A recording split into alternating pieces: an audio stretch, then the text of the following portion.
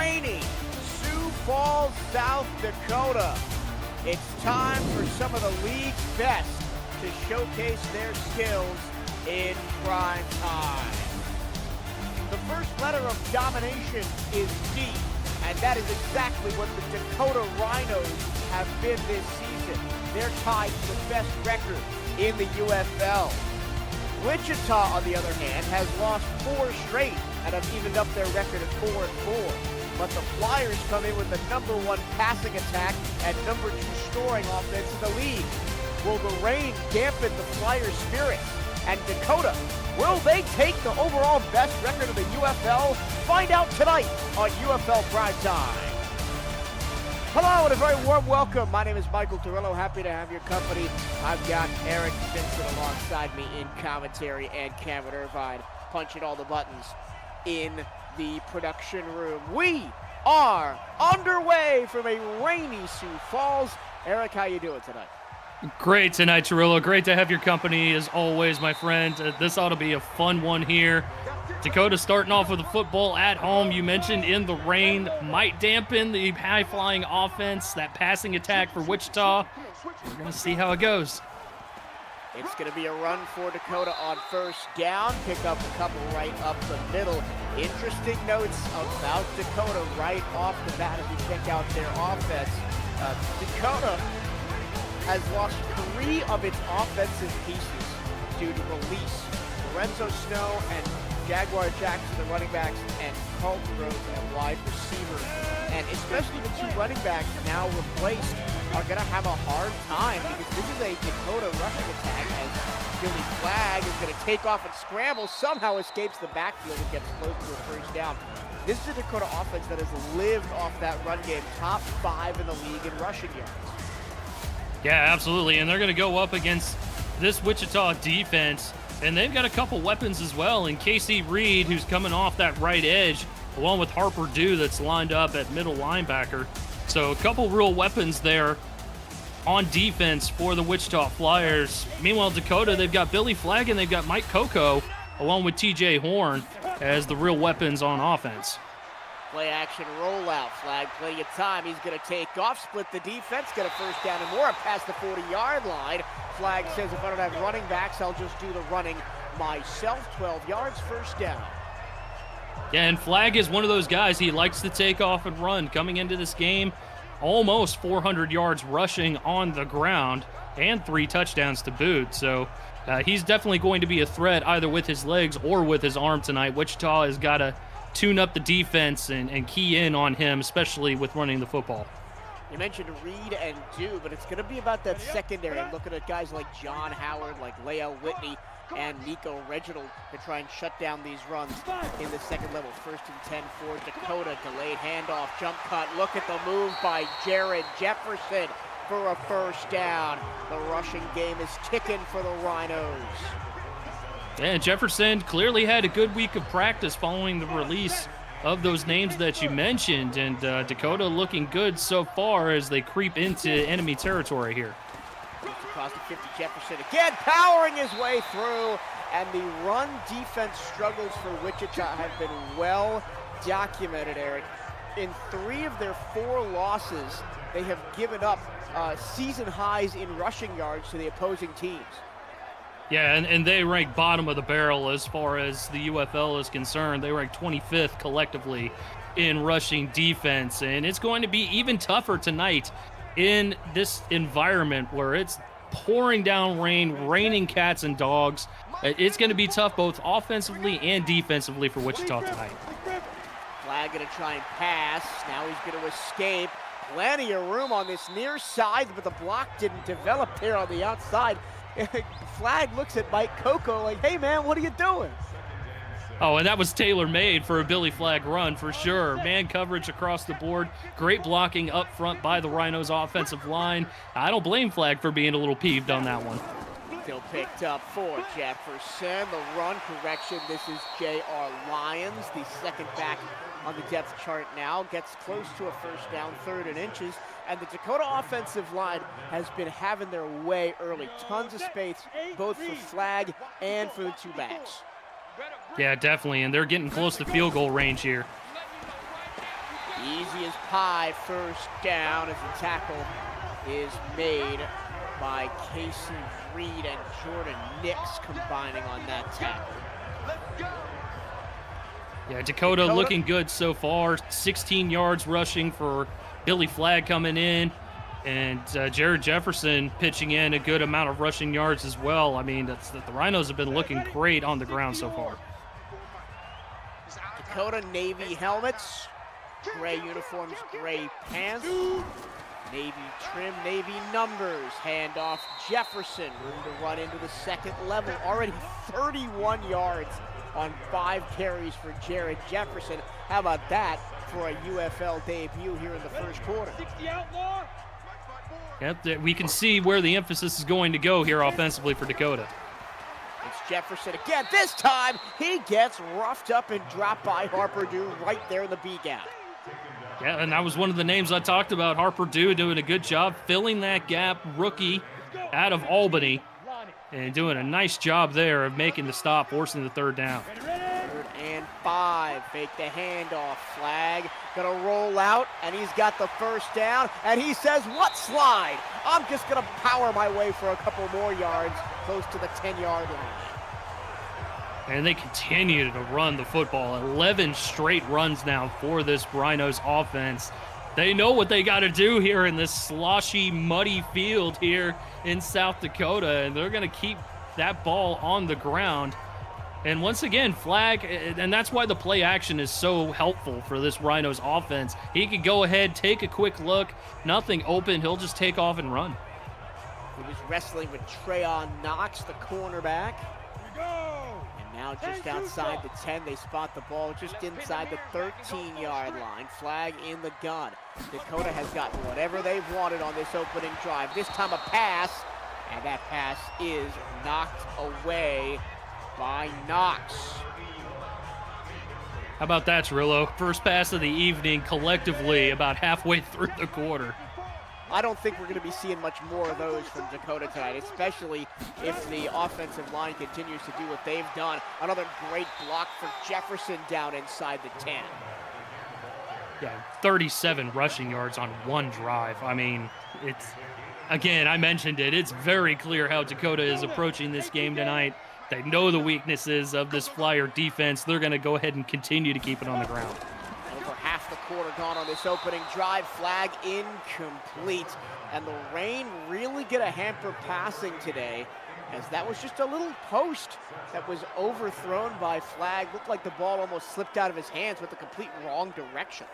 Oh, yeah. And quarterbacks, they like to spin it. You know, they'll use that pointer finger to get a little extra spin on it, not to be on that one. And finally, a field goal attempt after a long drive.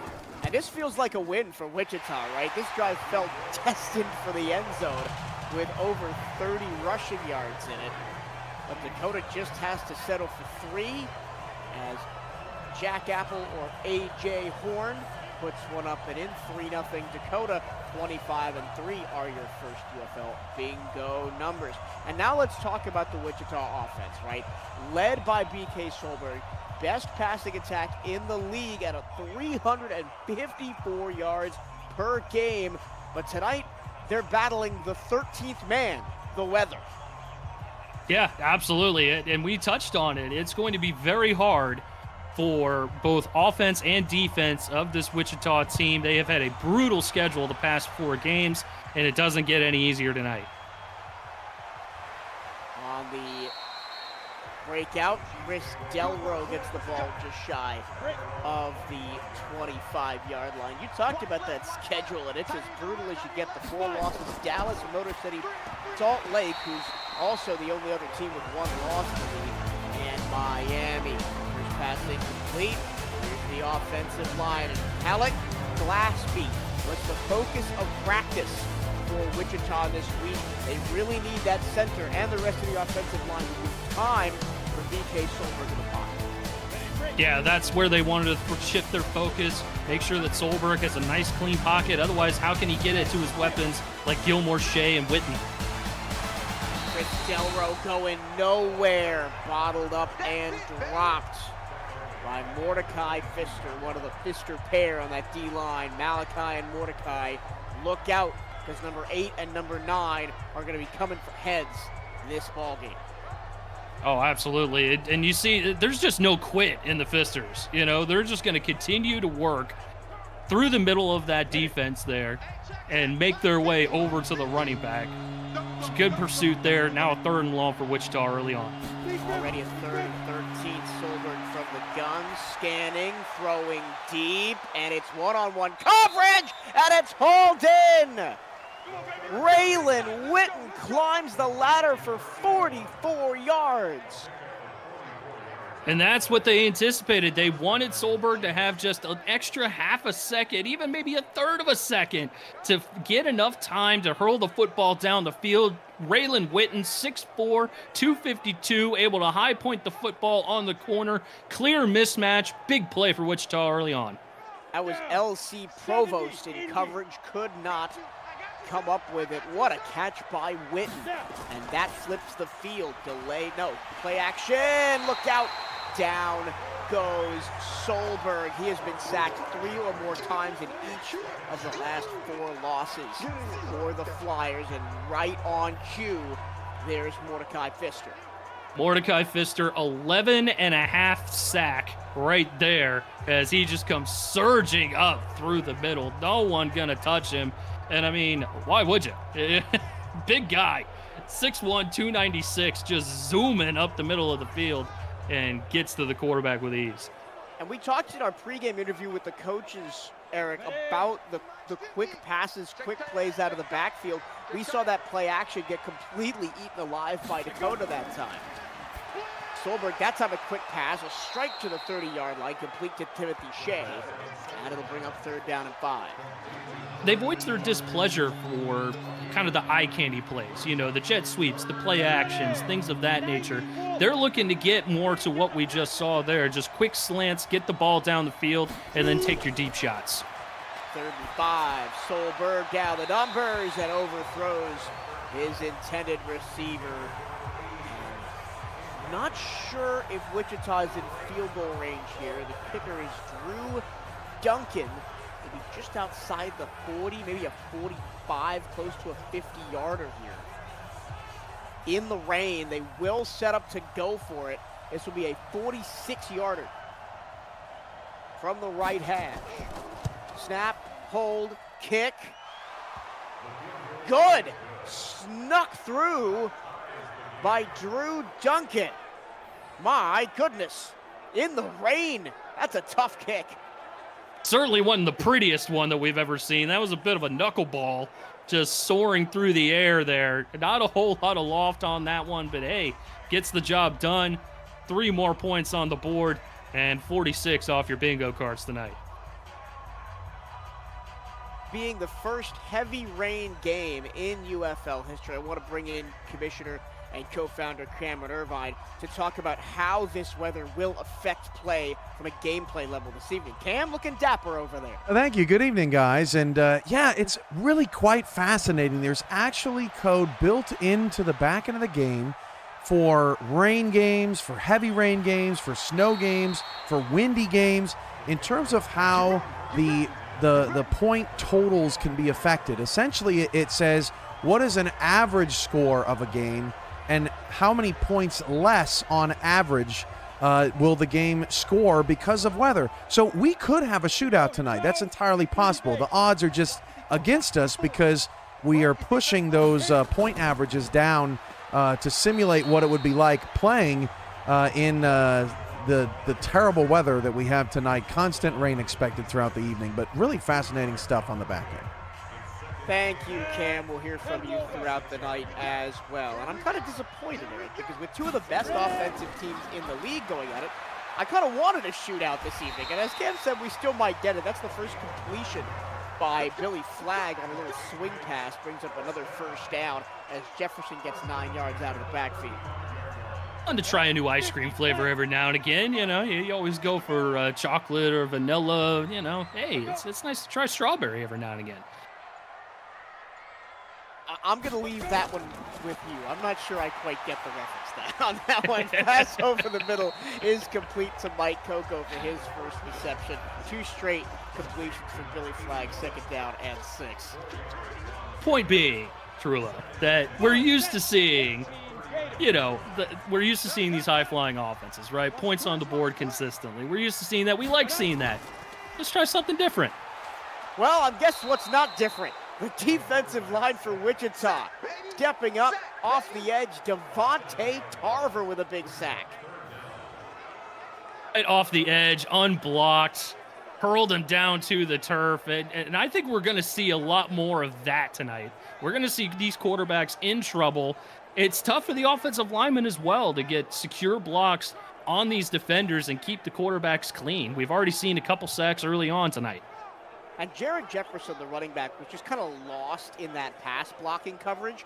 And that may be one of the things, right? You bring in some new backs in the backfield, and that's one of the things that takes a little bit longer to learn is the coverage scheme.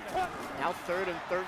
Flagg going to have to go deep. Instead, he's going to take off. Has a blocker in front of him. Gets to the edge, but can't quite make it to the first down line. Harper Dew tracking him all the way, and Wichita's going to get a stop right at the end of the first quarter. Yeah, great job by Harper Dew, making sure that he was the second man on the show, because, again, it was good blocking there by Akins, but Harper Dew was the extra guy there to bring Flagg down. They're going to force the punt and get the football back to start the second here.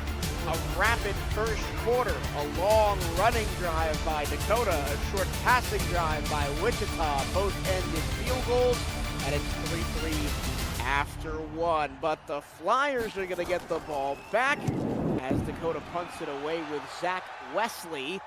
Michael Torello and Eric Vincent in commentary. Oh, great punt coverage as Chris Delro got blown up inside the 10.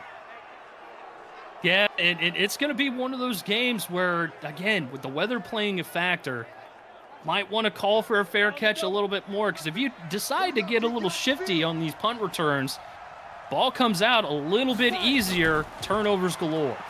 BK Solberg to Delro out of the backfield, wrapped up and dropped immediately on the outside by the Dakota defender. That time, I believe Moore was on the tackle. It is 2nd and 8 after a gain of only 2. Again, another quick pass by Solberg. Here comes the delayed blitz, and the pass slips out of the hands of Delro, who went on a curl route out of the backfield. And back to the weather. Mother Nature just rearing her ugly head towards South Dakota tonight, and it's affecting this football game already. 3rd and 8. Tough snap corralled by Solberg. He's going to throw deep, has one-on-one coverage again, and overthrows his intended receiver, Timothy Shea. Dakota goes 3 and out at the end of the first quarter, and Wichita responds in kind at the beginning of the second here.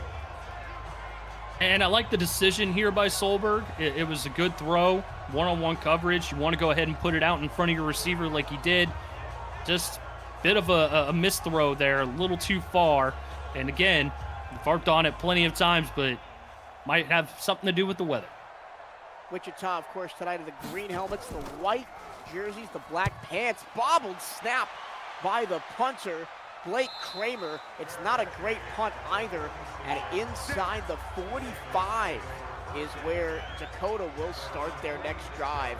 I think we want to see Dakota go back to the run game, as the passing game led them a bit astray on their last drive. It led them astray on the first drive as well. I mean, they were running the ball with ease against this Wichita Flyer defense, and then towards the end, when they were getting in the red zone area, they were throwing the ball a little bit, and Billy Flagg having a little bit of trouble. You see no gloves on the hands, nothing like that. He likes to go old school.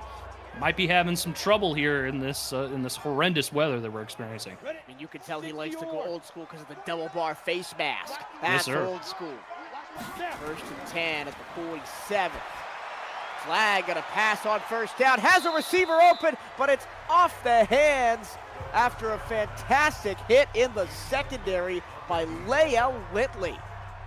Man, and what do you do there if you're Billy Flagg? I mean, you loft it, you give your wide receiver an opportunity to get to the football in this weather. or you bullet pass it, you get it there quicker, but he might not catch it either way. It's a bullet pass that's destined for nowhere but the turf. Flag just 2 of 6 passing, and it's already 3rd and 10. Another passing down. We're starting to see early on here, both these teams struggling. I doubt we're going to get a shootout here tonight, just with the way that both of these teams are playing thus far. Flag, middle, first down. Nice catch by Horn. That's the tight end, TJ Horn Jr. Yeah, great catch. That's exactly what he's there for. Just a little bit of a curl route right there in the middle of the field. Flag sees it right away. Whitley can't close on it quick enough. And that's an easy first down there for the Rhinos. You ready? Check Mike 54. Inside Wichita territory, Jared Jefferson, the single back. They'll give it to him, has a lane up the middle, finally collapsed upon in the second level by Donovan Holland. And we've seen Jefferson run hard here thus far. Great blocking from the offensive line. We anticipated him to stick with this rushing offense, but now they're in the empty here. Flag. Screen pass blown up at the point of contact by Jordan Nix. Absolutely nowhere for Jefferson to go. They split him out wide, trying to get a little speed out there. It was good blocking up front, but man, Nix closing speed there and maybe a bit of a misstep by Jefferson.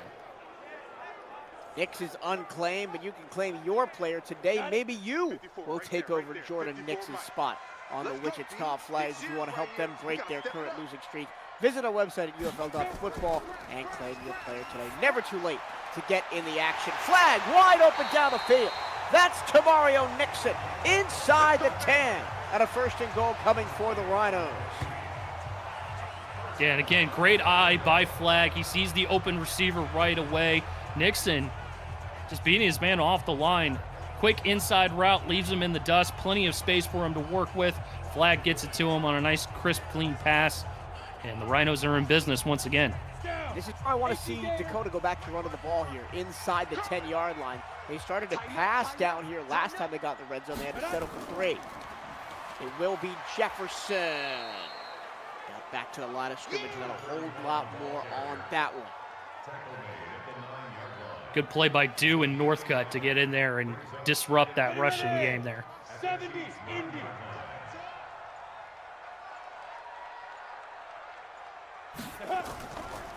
Flag, handoff, Jefferson, nothing again.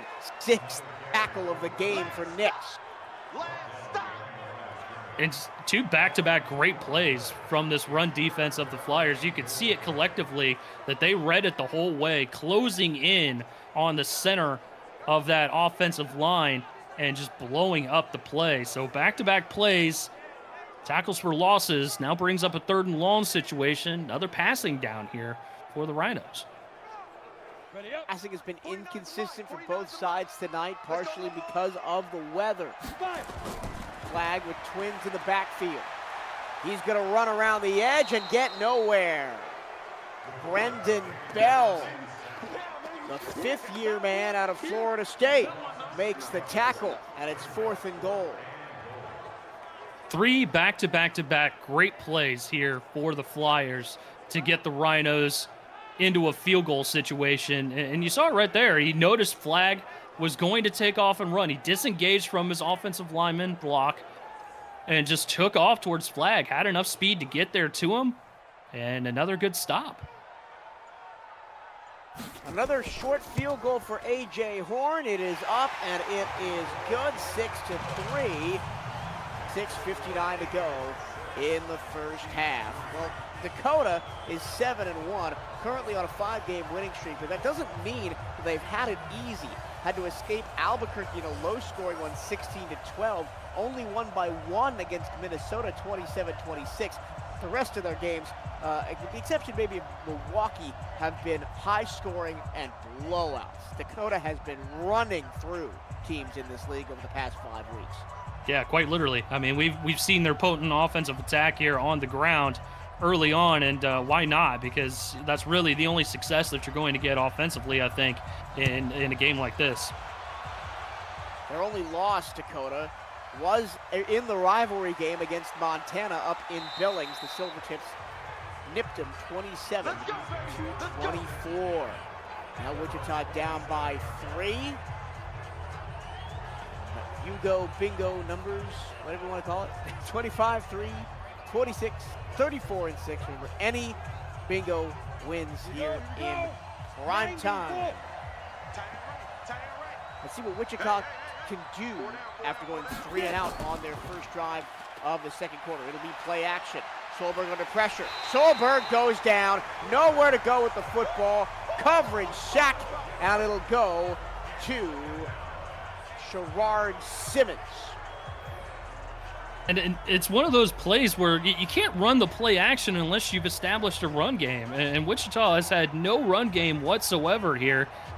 Easy for the edge rusher to just get off the line and go right for Solberg. He senses him. He's trying to find somewhere to get rid of the football. Just nothing available. Simmons very experienced in his 8th season out of Delaware, former Fighting Blue Hen. We're on their way to Conference USA.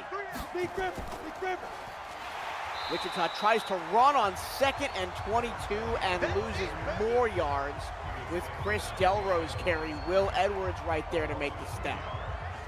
And that's where you feel momentum start to shift towards the other team. Dakota doing a nice job with keeping Wichita in a deep down and distance, forcing them to throw the football in this rain. We'll see what they've got in the playbook for 3rd and a country mile. Now 3rd and 24. Solberg against the 4-man rush. Finds a man underneath. Darren Adkins is nowhere near the first down. Gets back to the original line of scrimmage. And Wichita has run 6 offensive plays here in the second quarter.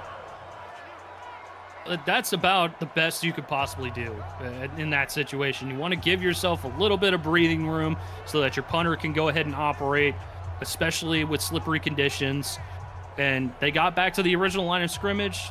That'll give them plenty of room to get this punt off and hopefully give Dakota a not-so-great field position. Blake Kramer's last punt wasn't so great. This one arcing toward the sideline and out of bounds. Still decent field position for Dakota. Just 10 offensive plays for Wichita in the first half. 2 runs and 8 passes. And that 45-yard pass they had back on their first drive to set up the field goal is really where 90% of their yards are coming from so far.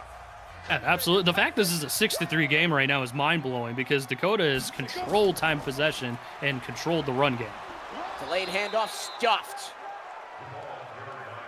That's Devontae Tarver again shutting down Jared Jefferson. And after that first drive where Wichita basically got backed up all the way inside the red zone by the run, the defensive front for the Flyers has been doing a lot better job containing the run game. It's another run, this time to the outside, and there's nowhere to go for Jefferson. And they heard you right there, Chirillo. Casey Reed doing good, staying home, securing the edge, exactly what he's supposed to do in those situations. Gets off his block, good pursuit. Just follows the body, not the head.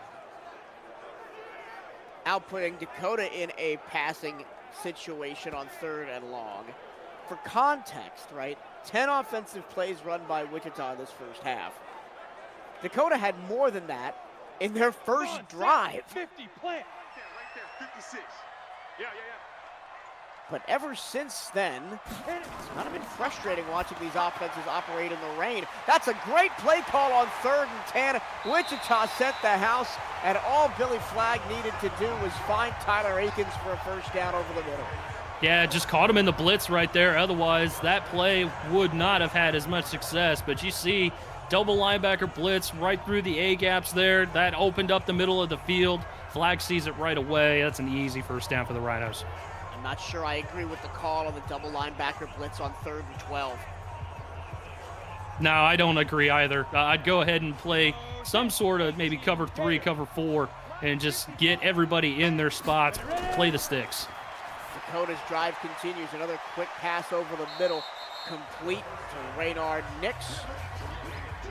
visit the YouTube channel of Green Gridiron, who launched a collaboration with the UFL that will bring all 32 teams to life with full-size helmet replicas. It's the first way the UFL is bringing these teams to life. They make it real, and so do you. For more info on all the amazing products Green Gridiron has to offer, visit greengridiron.com. And Billy Flagg is seeing green of the helmet of Casey Reed as he gets back there for a sack. 5 sacks collectively between these two teams. Reed able to get into the backfield, had a TFL on this drive earlier that knocked him back. This time, again, nice little power move, a little swim underneath the blocker there. Gets to his target, brings Flagg down for a big sack. Reed on 27 tackles coming into the day. 5 tackles for loss and 5.5 sacks. Make that 6.5 sacks on the season for Casey Reed. Now 3rd and 14, second straight 3rd and long for Dakota. Flagg tries to set up the screen, and there's nobody home, and it's going to be a punt situation for the Rhinos. Yeah, the free rusher in the middle of the field disrupted that screen pass for sure. Flagg had to get rid of it, and guess who it was? Casey Reed coming in unblocked. Flagg knew he had to get rid of it and just live to fight another day. I don't hate the call, though. Go with the bubble screen on 3rd and long, just see if you can get a convoy and get something going down the sidelines.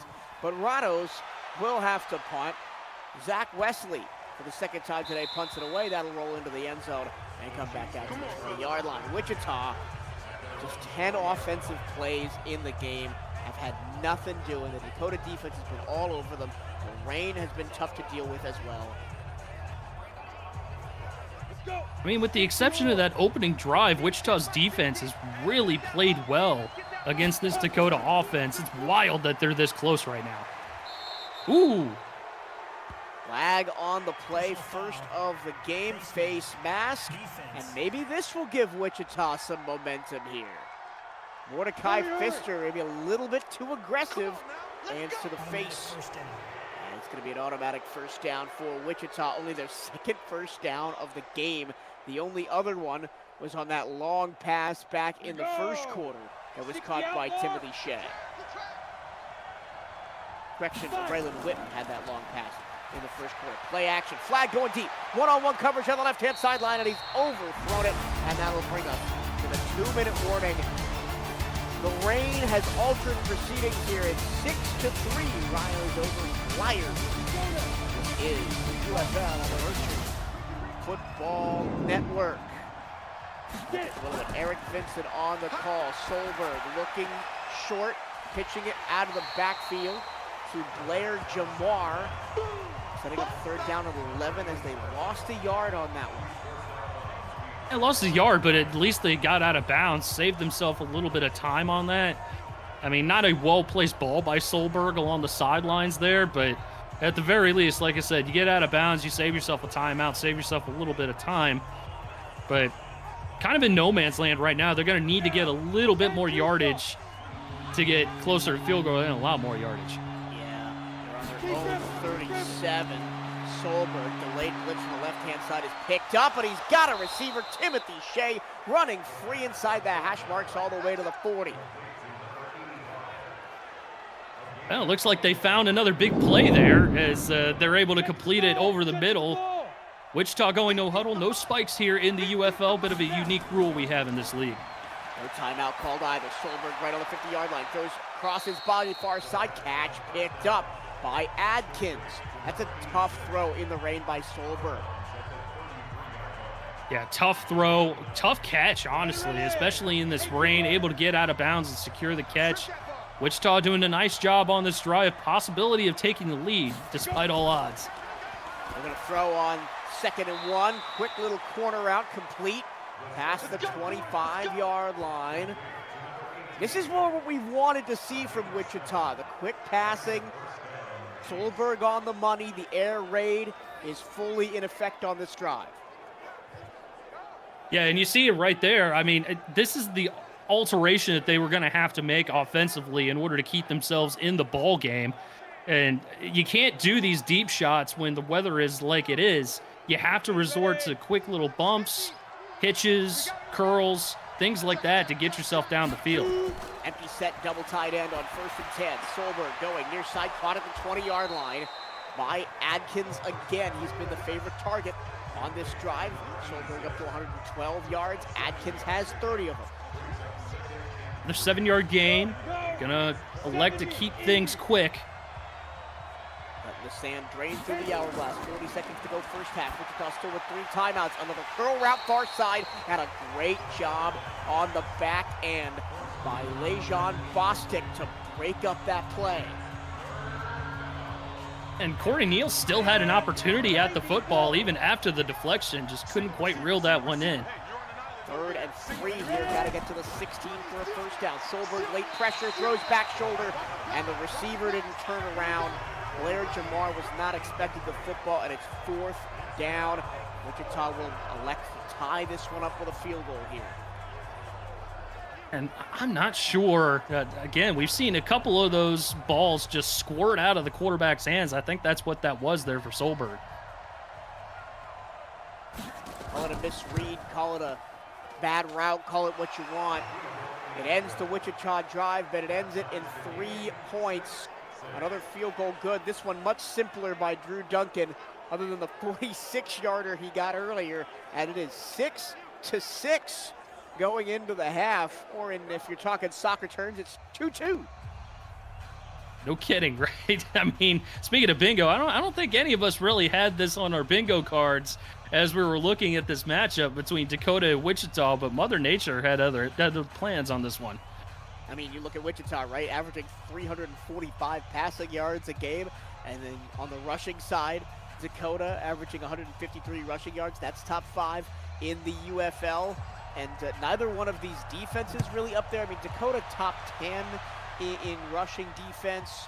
But other than that, we expected a shootout in Sioux Falls today. And we are not getting it because of the rain. 27 seconds left. Dakota with 3 timeouts. Let's see if Billy Flagg and company decide to go to the air and try and get some more points. Yeah, but we'll see what they decide to do. Not a whole lot of opportunity on the clock left for them, but they do have those 3 timeouts, as you mentioned, Michael. So we'll see what they elect to do here, coming out in the gun to start things off. Flagg rifles it, and that one slipped out of his hands and goes to no man's land. 2nd and 10. And I like the decision for the quick pass there over the middle. The only problem is that you put a little too much zip on the football, you lose control of it in these type of conditions. 2nd and 10. Throws near side, caught first down. Timeout Dakota. Monte Harris on the catch that time. Sorry, Michael. We'll see if they can go ahead and find any sort of offensive momentum with that passing attack. Because right now, they're not going to be able to run the football. And I know they would love to get 3 points on the board before going into the half. Wichita will get the ball to start the second half. 20 seconds, 2 timeouts. A bit of a ways to go. That's not a great pass if you want to go down the field. Back shoulder behind the line of scrimmage. Tackled in bounds as well, forcing Dakota to call their second timeout. Nah, that's one of those balls, if you're the receiver, go ahead and volleyball spike that over to the sideline. Don't even remotely catch that football, but he did. Another timeout burned by Dakota, and now only 15 seconds to work with. They're going to still go for it here, not elect to kneel this down and head to the break. Flagg will pass. Blitz picked up, goes far sideline. Wow. Did he stay in bounds? You betcha. What a catch. TJ Horn gives the Rhinos maybe a chance for points at the end of the first half. Some toe drag swag from the big tight end along the far sideline there. Wouldn't have even dreamed that he would be able to make that type of catch, but man, Billy Flagg, perfect ball placement there. Great blitz pickup by the offensive line. And now Dakota in position to possibly get some points on the board pending the review. We got to review our first one of the game. While we review this catch, UFL Week 10 action continues tomorrow night, featuring the Vegas Devils and Cincinnati Vultures in prime time, 2 of the best teams in the UFL through the first half of the season. Game night matchups include Washington and Rochester in a rematch, Florida going all the way to San Diego, and St. Louis going to Fresno, all right here on the virtual Football Network. It was confirmed to catch outside of field goal range, launches to the end zone, knocked away. And that's how the first half will end. Nico Reginald in coverage for Wichita. Billy Flag a little bit disappointed. Wichita, if you told them they would be tied at the half, I think they probably would take it. But if you said they'd be tied at the half with only 6 points and -2 rushing yards, I don't think they'd believe you, Aaron. I mean, it's a little bit of give and take that you're going to get tonight. I mean, it's that type of ball game that you're going to see. You're not going to see a ton of that, which we saw early on here for the Flyers offense. And I think that's what they're trying to adjust to. What does this offense look like when you take away that deep shot? Meanwhile, Dakota trying to be balanced, keep the run game going, force the run game down the throats of the Wichita Flyers, but also keep the passing attack in play.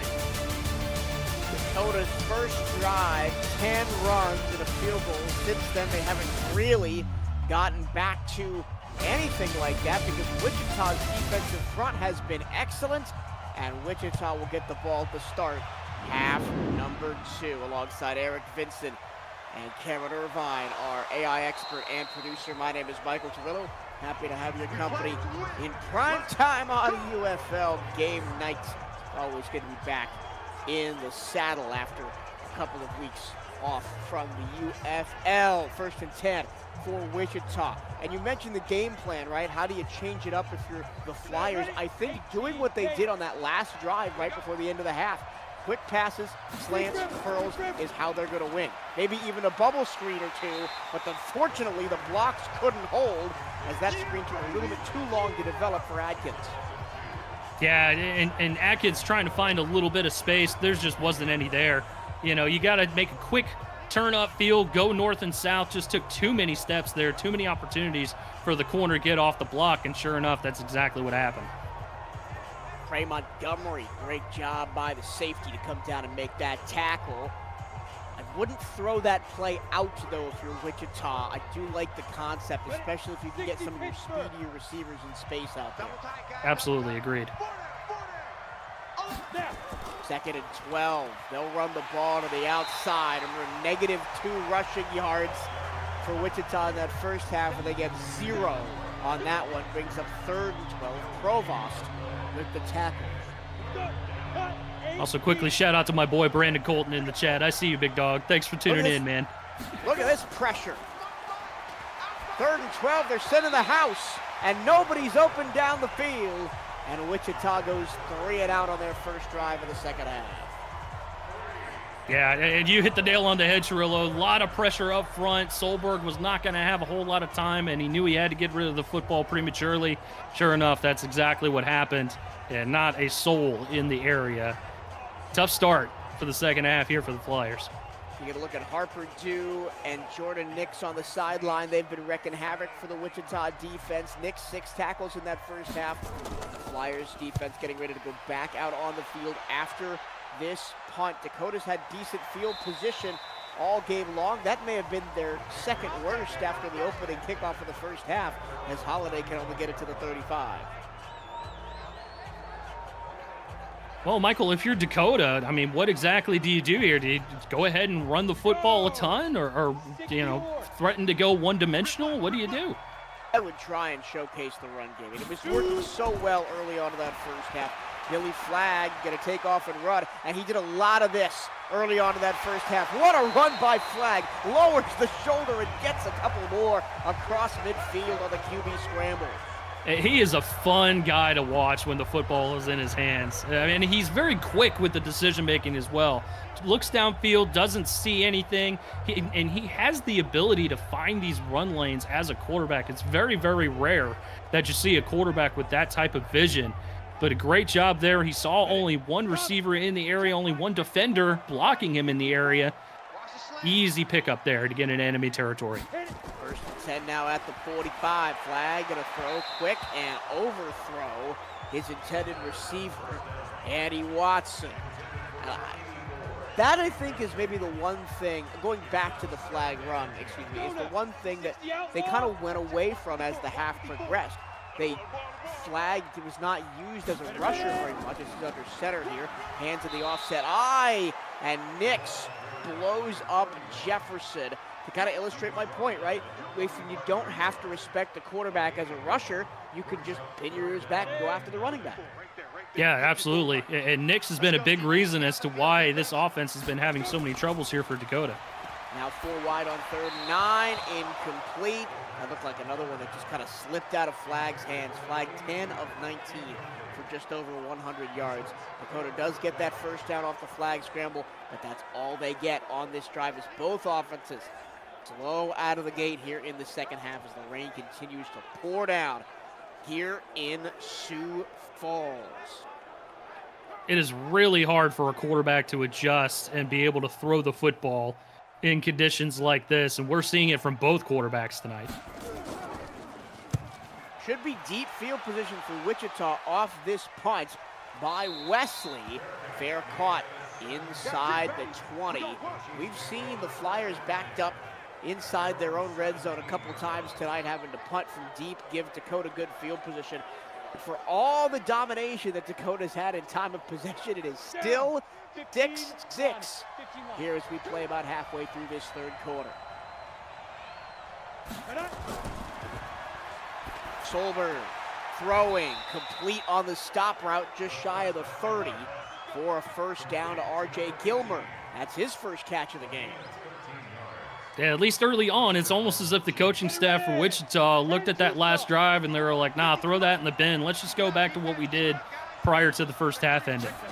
5 wide, plus the tight end. Here comes the blitz.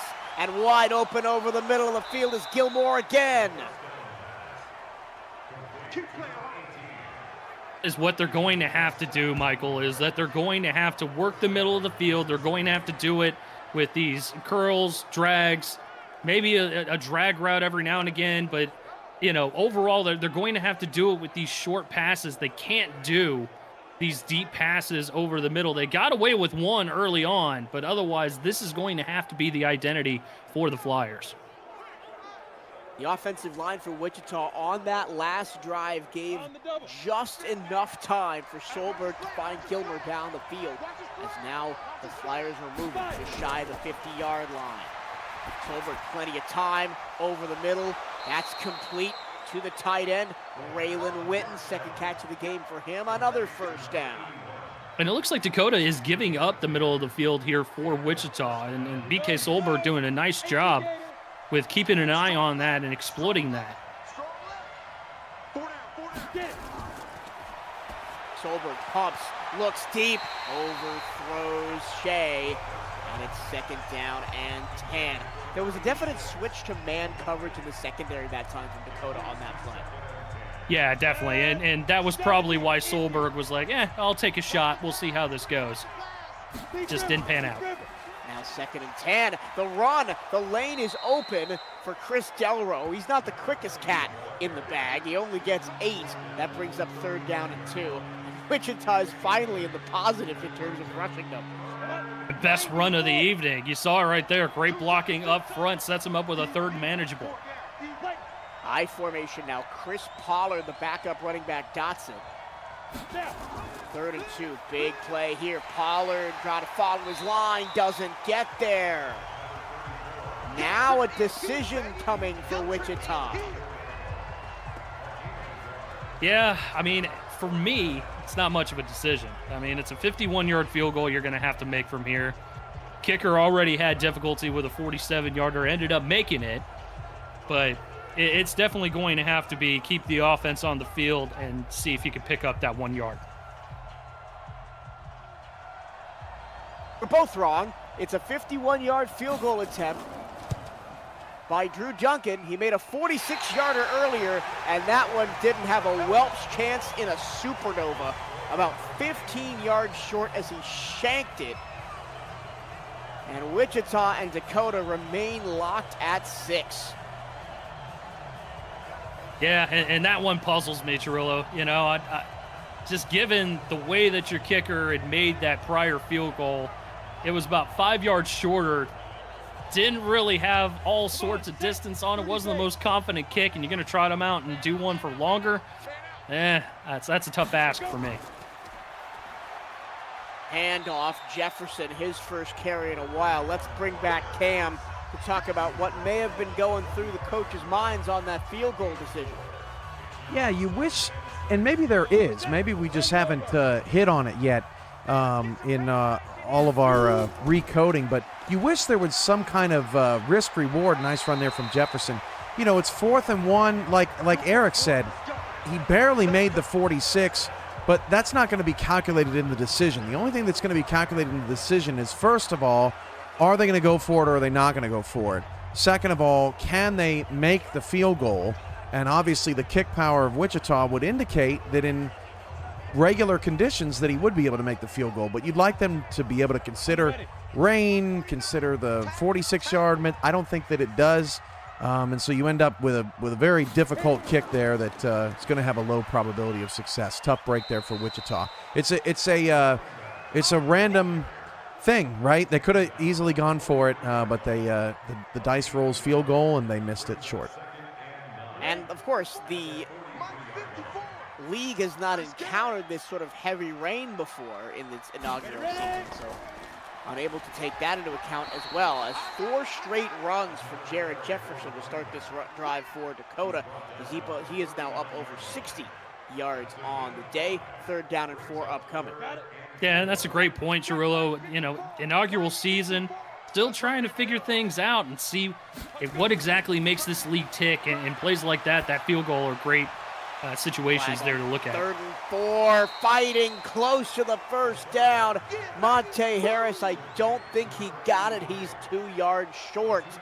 Big tackle by Trayon Knox. And you could see him trying to work his way free in the middle of the field. He had one guy, Harper Dew, that he ended up beating, but it was good pursuit there by the rest of the Flyers defense. Way to hold them tough and force another 4th down. But the offense remains on the field for Dakota. They saw what happened on that Wichita field goal and says, we'll take the point, or we won't take the points. We're going to go for it. And Flag throws it in completion. And if he'd thrown that a little bit farther, it might have been picked off because Lael Whitley was playing center field. And that just goes into what an important 3rd down stop that was for Wichita, because it forces Dakota to go for it. They're going to know that it's a run because they run the football well. Dakota knows that as well. They're going to try and go pass to keep them off guard, but because of the conditions of the ball game, Flag hasn't been able to put out his best stuff. So now Wichita, the beneficiary of Mother Nature, essentially. Look at the ball at their own 37-yard line, going right to left. 3:36 to go, 3rd quarter. 6-6 the ball game. Nobody in the end zone yet. Will it be on this drive? Not on that play, as that was a big pass attempt down the left-hand sideline. Gilmore couldn't quite come up with it. Would have been a heck of a catch along that near sideline, too. And again, we talked about maybe kind of doing away with those long passes in Wichita, trying to stay inside 10 yards, try to pick up some yak yards. Well, I'll tell you who's doing a lot of yakking. It's the defensive line and Malachi Pfister has his first sack of the game. 3rd down and 17. Yeah, Mordecai got in on the action. Now it's Malachi, 3rd sack of the season, and very similar to the other Pfister, getting in there, just working free of the offensive line. And man, oh man, I don't know about you, Chirillo, but I would not want to play quarterback against either one of the Pfisters. The Hamilton joke in there somewhere, but I'm going to ignore that for now. 3rd down and 17 for Wichita here. Now you do need one of those miracle long passes. 5 wide, plus the tight end in the set. They bring extra pressure. That's actually pretty close. 4th and inches for Raylan Witten. Wow. I think both of us up here, Chirillo, were like, oh, well, that's got a chance. And just, inches short. I mean, what a throw there by Solberg to get it to Witten. His momentum almost getting him the 1st down. I'd be really tempted to go for it, but they're clearly not. Provost and Suki Paudry combine on the tackle for Dakota. I guess with the run game being how it's been for Wichita today, 4th and inches is not even a guarantee, as they'll punt this one back to the Rhinos.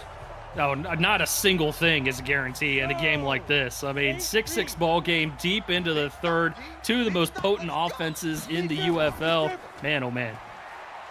Late handoff. Jefferson gets nothing. Dix has been unbelievable. Earlier today in the first block of games, Austin took out Houston 31-24 in a thriller. Phoenix had a second half rally to upend Chicago 27-19, and Portland was all over El Paso 38-14. Second and 10, carry for Jefferson, 3rd and 6 after the pickup of 4. 3 straight days of UFL action here on the Virtual Football Network here. Eric, it's going to be fun. Oh, yeah, and we've already seen it. Saw it in game night. Now we're seeing it here in prime time.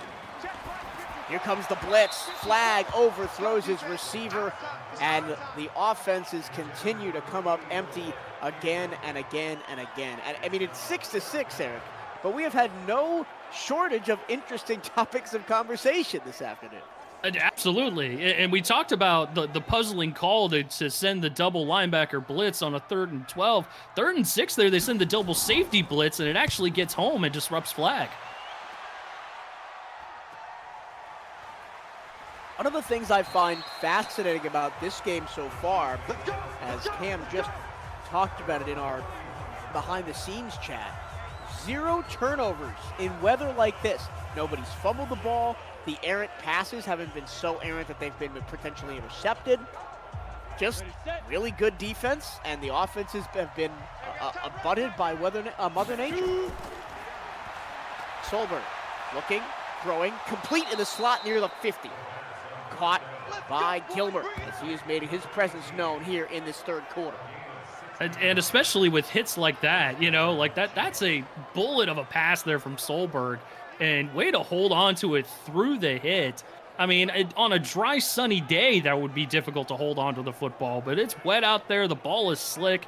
And somehow it's a huge completion here for Wichita.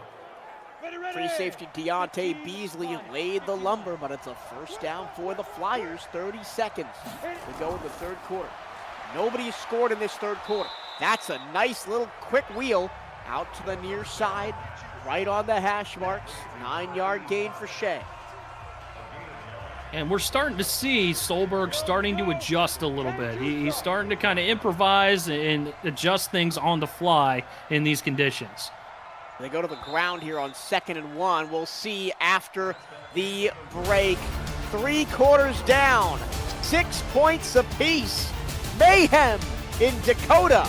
Will the Rhinos continue their best record in the league, or will the Flyers snap their 4-game winning streak? Stick with us to find out here on UFL Prime Time. They go with the screen pass on 2nd and 1, and it'll be 3rd and 1 after Darren Adkins couldn't get past the defense. Yeah, and not a bad play call there, especially on 2nd down, but just better defense on the back end by Suki Padre. Look at this, 3rd and 1, empty. Solberg under pressure, throw away, caught, first down at the 40. Darren Adkins bails out his quarterback. That wasn't a great throw, as Solberg got whacked on the back end by the blitzing cornerback. Complete with a ball flip on the back end. I mean, just goes up and high points the football. Like you mentioned, Trillo, not a great throw. Has to literally almost throw himself into the defender in order to make sure that he comes up with that football. I was blown away he was able to come back and complete that. That's a generous spot, too, all the way down to the 38. Gave him 2 yards. Solberg against the 4-man rush, goes deep far side. That's caught, toe drag swag along the far sideline by Raylan Witten. He hasn't had many catches today, just 4, but they've all been big as he's almost got 100 yards receiving. Yeah, and a little bit of a post there towards that far sideline, I should say, and gets free. You know, we've been seeing Dakota line up with a lot of man trying to combat the deep ball shots here for the Flyers offense, and right there, caught him a little bit off guard. Just outside the red zone at the 21-yard line. I'm not sure what that was supposed to be. And Wichita has 3 more plays on the set of downs to try and figure it out. I think it was a completely blown route. I think it was supposed to be a wide receiver screen, and the wide receiver ended up running back inside towards the formation. 2nd and 10. Another high point attempt for Adkins. I'll tell you what, Darian Adkins has not had the best love from his quarterback. He's going to go back to the locker room after this and say, hey, man, I don't care what the weather is. You got to stop putting me in those situations. No kidding, especially for only 2 3-yard routes. 3rd and 10. That's a crossing pattern to Delro out of the backfield to pick up a couple, and we may have another field goal attempt coming as only 5 yards gained, 4th and 5. And in a game like this, when you're in situations like this, these type of field positions, you have to take the points. I mean, it's a lot different than lining up for, a 40, 50-yard field goal. When you're within the red zone and you got an opportunity just right down the pipe, I'd go ahead and take it. Great open field tackle by Suki Padre on that last one. Drew Duncan, 1 for 2 on field goals. Now he's 3 for 4. He was 2 for 3 previously. And for the first time tonight, Wichita has the lead. It's 9-6. And I mean, what a game so far for Wichita. I mean, certainly I would argue that Dakota has had all the momentum in this game. There really hasn't been a point in time where you suspected that Wichita has seized control of the football game, but somehow they find themselves in the lead in the final quarter of play. Dakota's probably going to have to go back to the run game. I know that they were trying to, mix things up, add a little bit of the passing tack in here. It's not that type of night for that.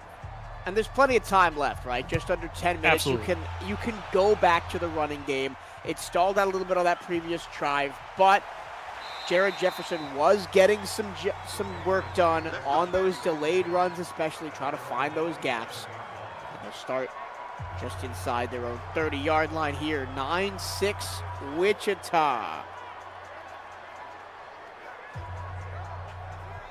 Lots of bingos numbers called, despite the fact that we've got a low-scoring game tonight, Cirillo. Yeah, but we talked about Dakota winning a lot of close games this season. They are 5-1 in one-score games. Billy Flagg, check down to Jefferson out of the backfield. That's a 6-yard gain. Wichita, conversely, 1-3 in one-score games this season. That was a win against Washington back in the first game of the season, then a loss to Dallas, a loss to Motor City, and a loss to Salt Lake. Over the middle, caught by Mike Coco. Maybe Dakota taking a page out of Wichita's playbook with all these quick passes. Yeah, starting to see that there is some success there, especially over the middle of the field, especially if Wichita's going to give it to him. Flagg continues to try and sling the rock. They'll set up the screen and overthrow the intended receiver.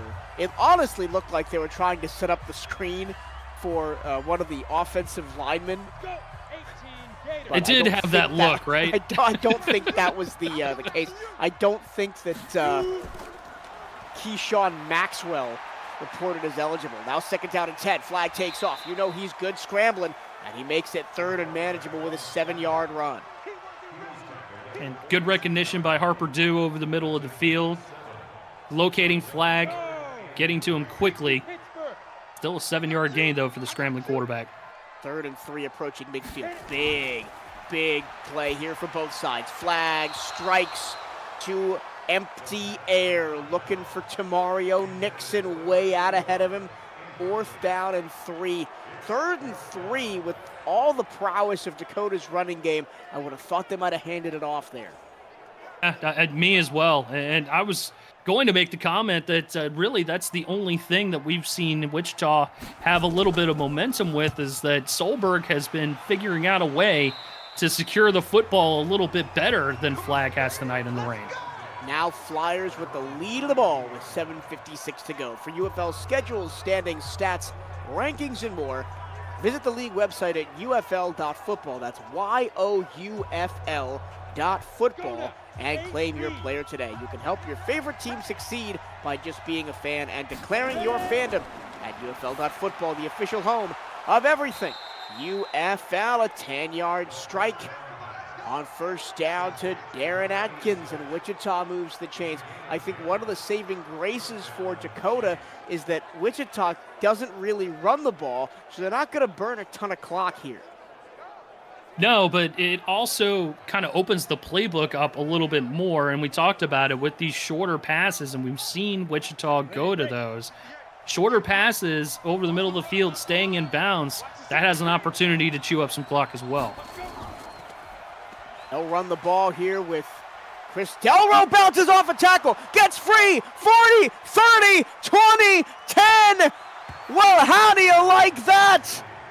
On a day where passing has been at a premium, Chris Delro says, give me the rock and I'll take it in for 6. The first touchdown by either team of the night. Absolutely unbelievable. I cannot believe this just happened. It's almost as if Delro was hearing our broadcast, said, hold my beer, and sprinted towards the end zone, holding the ball like a loaf of bread the entire way. Good grief. Somehow, Wichita has started to seize momentum late in this ball game.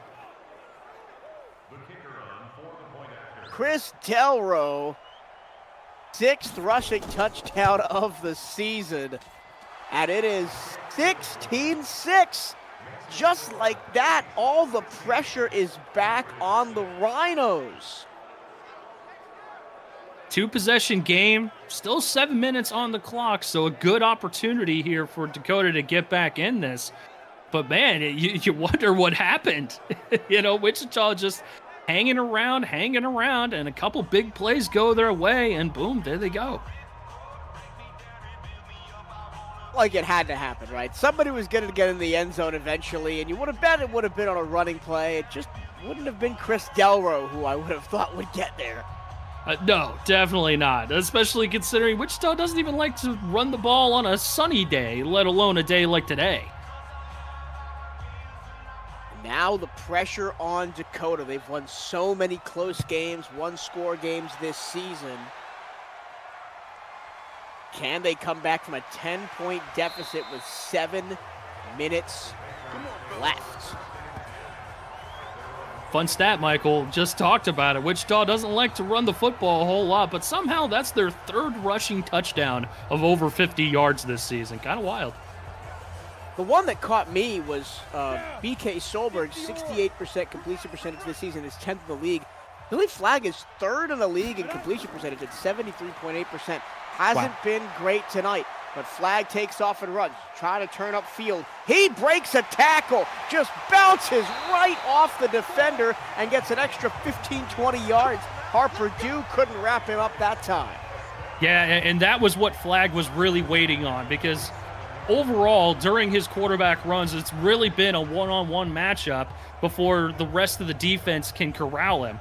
And each time, it seems like that one-on-one matchup has been able to bring him down. Not this time, though. Bounces off of Dew and is able to get some extra yards. I love the little elbow shove. Get off me. 1st and 10, just shy of the 50. Play action. Play action, fake run. Flag. This time, the defense gets its revenge with Devontae Tarver on the other side, 2nd and 4. Oh, and honestly, they were lucky on that one, because Dew completely misread that run. He was bouncing back towards the inside, but thankfully Devontae bounced out to the outside and was able to bring him down. 2nd and 4, high snap, Flag corrals it, takes off again. His one-on-one with Dew in the middle of the field and picks up the 1st down. Well, we talked about it last drive. Delro saying, hey, hold my beer. It's almost like Billy Flagg is doing the same thing here for the Rhinos. 89 rushing yards tonight for him. No huddle, under 6 minutes to go. Flag looking, pressured, running away, turns the corner, fumbled the football. Who's going to fall on it? It goes out of bounds, and Dakota keeps it. We said there'd been no turnovers tonight. That's the closest we've come to one yet. And you saw Harper Dew on the play before, trying to wrench that ball out of Flagg's hands. He held on to it then. Here, though, not as successful. Nix giving chase, big hit on the back end, actually forced the fumble and almost came up with it. It squirts out of bounds, and Dakota will keep possession. Billy Flagg averages 54 rushing yards per game. Tonight he's almost at 100. 89 right now for number 89. Yo, Rocket, come on. Mike's 49. Big River, Big River. Flagg, this time he'll throw, back shoulder caught.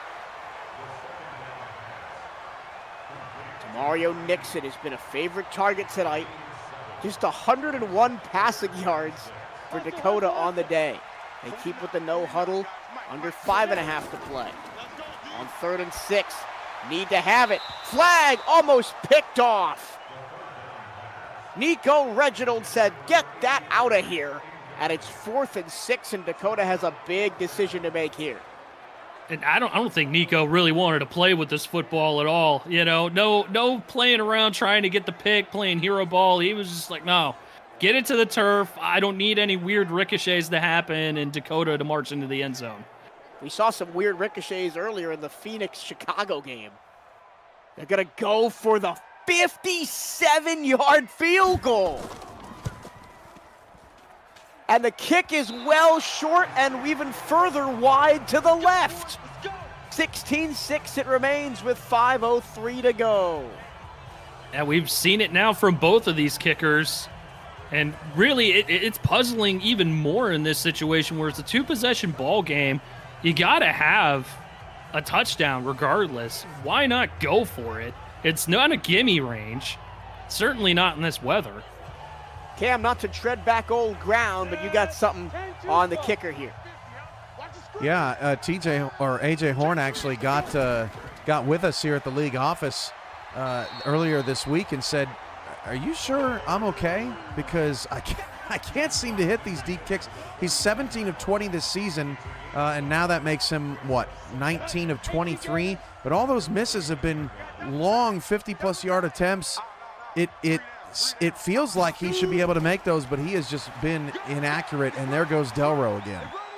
Delro again! Thanks, Cam. Chris Delro has decided that he wants to get back on the bus and get out of this rain. He also decided he was going to protect the football this time around. He saw what happened to poor Billy Flagg, got possession to go, and was like, nope. I'm not going to hold it like a loaf of bread this time. No one's going to touch this football. It's mine. Here's the backup, Chris Pollard. He's wrapped up and dropped. Please like and leave a comment on this video to help the UFL reach more people as it rounds the back nine of the regular season. The race for the playoffs is about to heat up, and we want everyone to see what we're building. Thank you for your continued support of the inaugural UFL season. Delro again, bursting through, and he's a broken tackle away from another touchdown. Who would have thought at the beginning of this ball game that Chris Delro would be up to 100 yards by the time the fourth quarter hit? I mean, all it took was just one drive, really, and, you know, one house call for 50-plus yards. And look at that, 9 carries, 100 yards. Delro averages 64 rushing yards a game. Wichita wants the knockout blow as that pass to Gilmer is a 9-yard strike inside the 10. Down to the 6. 2nd and 1. Delro shotgun left. Solberg, who takes the snap, looks to throw to the end zone, caught at the 3, and rustled out of bounds is Witten. First and goal. Clock does stop with 2:33 to go, but if Wichita gets another touchdown here, you might as well send him to the exits. Delro blown up in the backfield by J.D. Mills. Timeout, Dakota. Yeah, and a good timeout by the Rhinos there. They want to make sure that they have as much time as humanly possible here, especially if they're able to hold Wichita to a field goal. Still a 2-possession game, but they're going to have to get 2 touchdowns and the extra points to win it. 2nd and goal, 2:30 left. Dakota 2 timeouts plus the 2-minute warning. Solberg looking end zone. What a great defensive play to deny Darian Adkins. Yeah, no kidding. Watching that play develop, it looked like it was a perfect ball by Solberg. It was a perfect ball, honestly. Just couldn't quite reel that one in. Great play by the defender. 3rd and goal. Goldberg rolls left, throws on the run underneath. Adkins can't turn the corner, does stay in bounds, forces the second Rhinos timeout.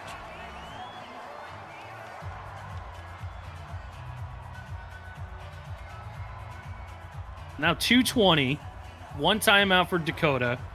Bit of a gimme field goal for Wichita here. But they're going to have to find something within them in order to get back in front. Drew Duncan in the rain. Only 1 miss, and that was a 51-yarder that we may have thought they shouldn't have attempted anyway.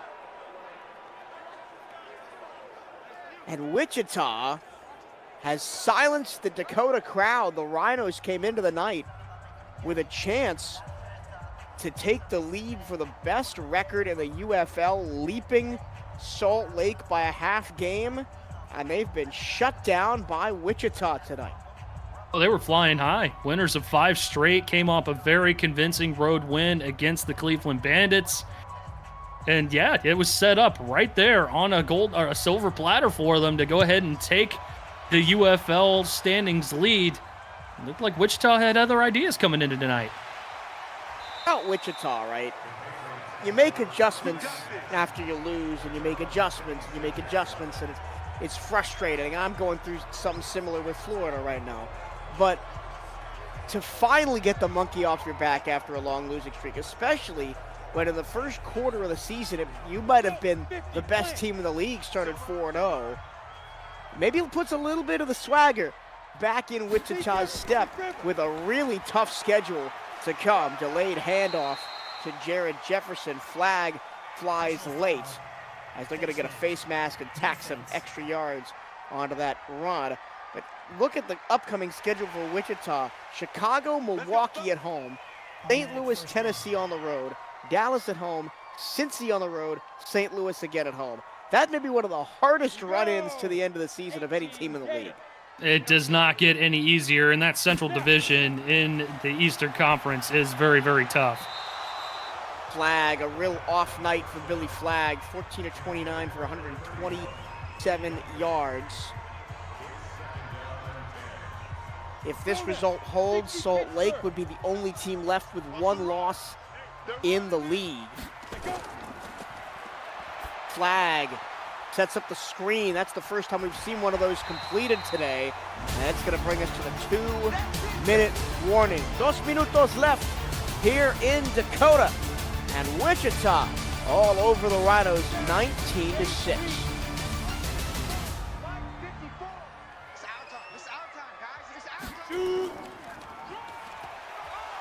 Jefferson on 3rd and 1, can't get there.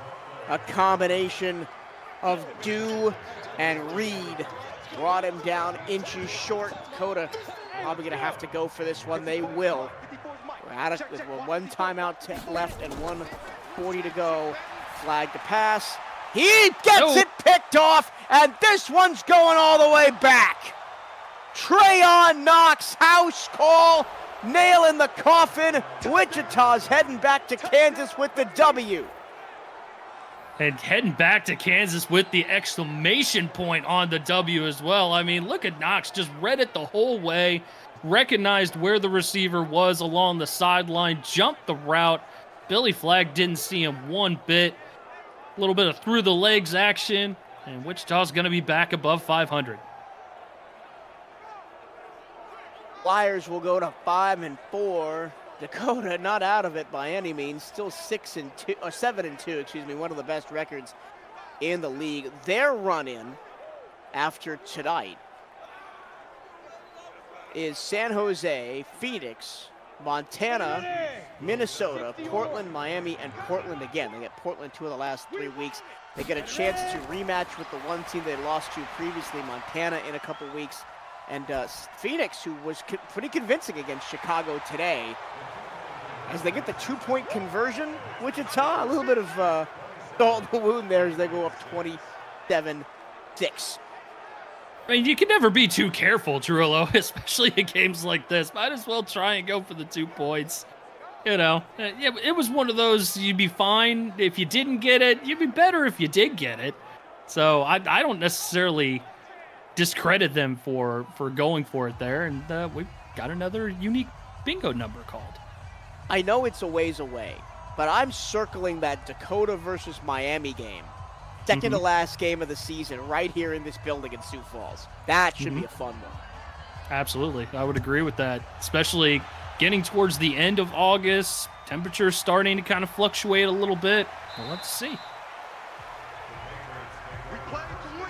This one is just about wrapped up with 1:28 to go.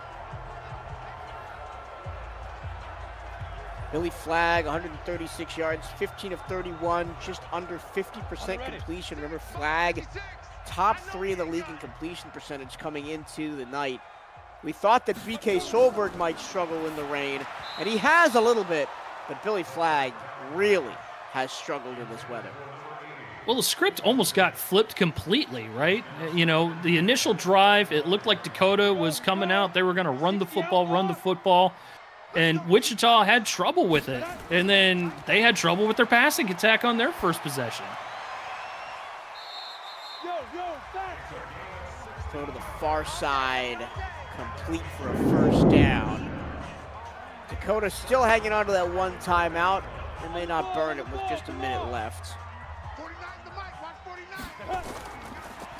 Reminder coming up tomorrow, it's Las Vegas and Cincinnati in prime time. And on game night, it's Washington, Rochester, Florida, San Diego, and St. Louis, Fresno. I mean, I've always got my eye on my Florida Sharks, but what are you looking at for tomorrow's matchups? Well, I've got Rochester and Washington circled on my end here, but collectively great matchups tomorrow night. Another interception as Flagg was taking a deep shot down the field. This one might go back as well. Lael Whitney says, I haven't had enough work to do tonight. Let me get one more. And that'll do it as Wichita can kneel this out with 48 seconds left.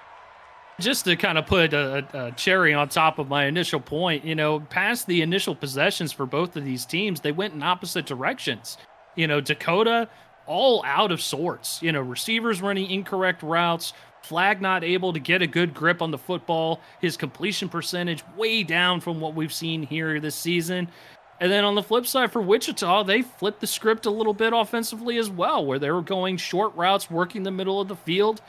Shoot, even the run game came to life towards the tail end of this ball game. And man, the Flyers definitely stole a win tonight here in Sioux Falls.